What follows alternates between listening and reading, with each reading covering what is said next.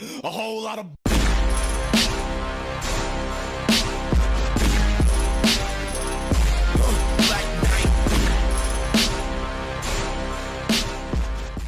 Друзья, всем привет! Вы на канале Дикий Лось.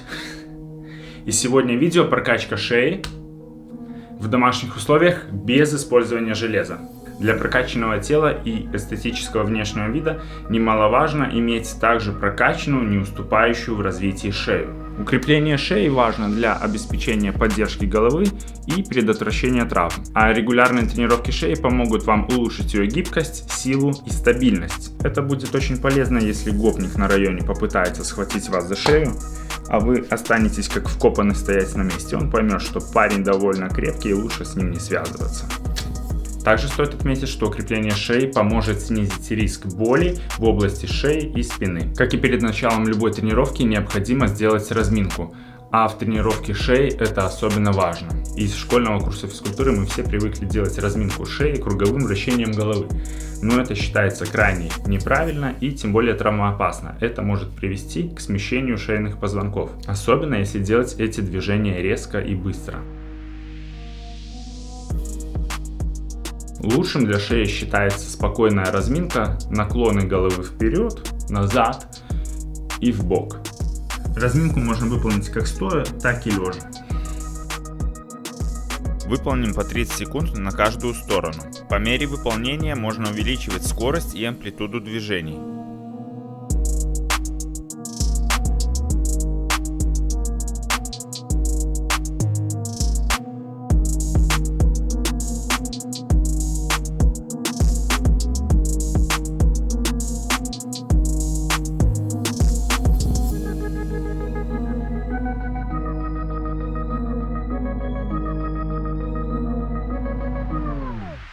Теперь, когда наши мышцы шеи достаточно разогреты, мы можем немного увеличить нагрузку. Для лучшей эффективности мы будем использовать сопротивление с помощью рук. Так, для прокачки задних мышц шеи кладем руки на затылок и создаем сопротивление. Для прокачки передних мышц шеи упираемся ладонями в лоб и также создаем необходимую нагрузку. То же самое и для боковых мышц шеи. С помощью усилия рук вы можете сами контролировать для себя необходимую нагрузку.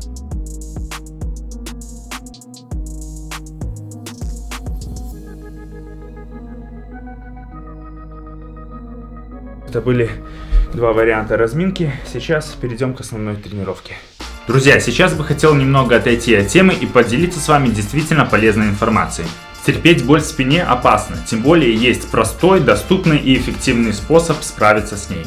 Это запатентованная российская разработка, уникальные аппараты Cordus и Sacrus для лечения практически любых болей в шее, спине и пояснице. Действие аппаратов Cordus и Sacrus основано на принципах мануальной терапии. Это безопасно даже в хронических случаях, так как давление аппарата ограничено весом человека. Когда вы ложитесь на аппарат, его анатомические вершины погружаются в глубокие мышцы на 30 мм, что снимает спазм. Такую глубокую проработку не обеспечивает ни один другой аппаратный или мануальный метод. Одновременное использование аппаратов Cordus и Sacrus повышает эффективность лечения на 40%.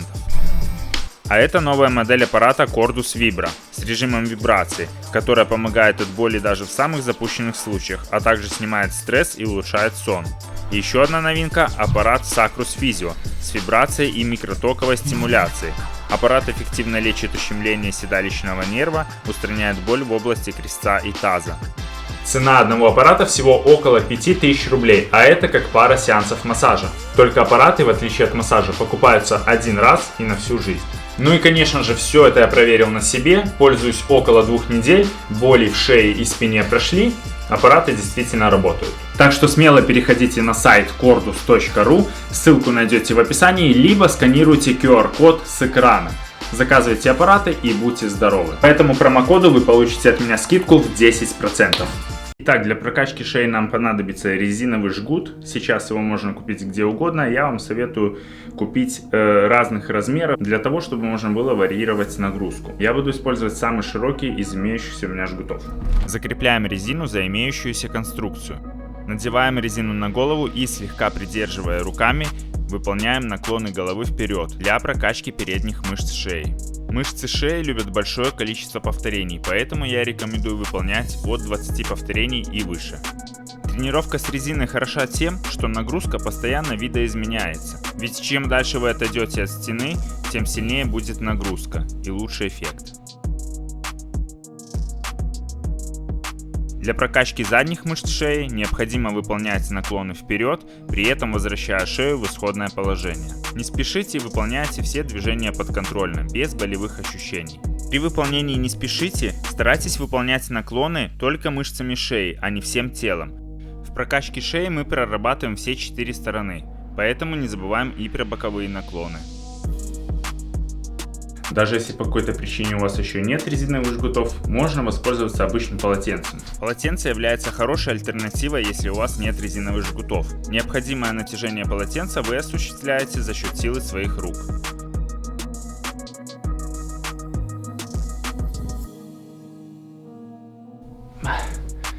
Полотенце, как всегда, выручает. Сейчас упражнение немного статической нагрузки для шеи, что будет очень полезно и эффективно. Упражнение будет представлено в двух видах: для более продвинутых и для совсем начинающих. Итак, подкладываем под голову что-то мягкое, полотенце отлично подойдет, и становимся домиком. Чем выше ваш угол, бедра вы закинули, тем сложнее будет стоять и больше нагрузка на шею, что очень эффективно для ее укрепления.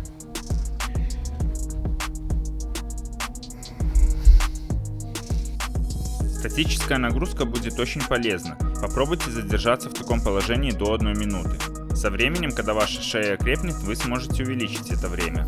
Расставьте ноги на ширине плеч. Это позволит вам сохранить равновесие. Чем шире расставлены ноги, тем легче выполнить это упражнение.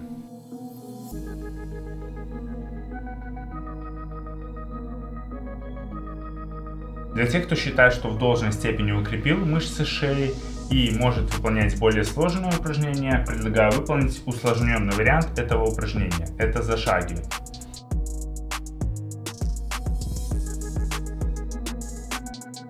Такие опускания в планку — это упражнение уже для подготовленных атлетов и для тех, кто хочет проверить свои способности. Советую руки держать перед собой, чтобы в случае чего вы могли бы опереться на них. Упражнение сложное, но очень эффективное.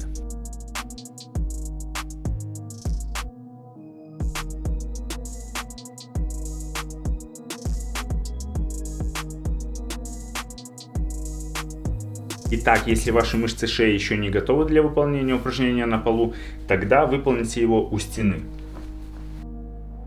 Здесь также можно увеличить нагрузку, отойдя дальше от стены.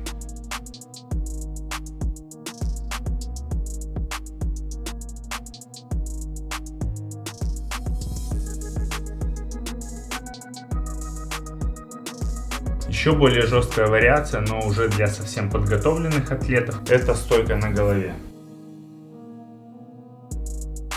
Ну и наконец, самое жесткое упражнение для шеи из практики монахов — это вертикальная стойка на голове у стены.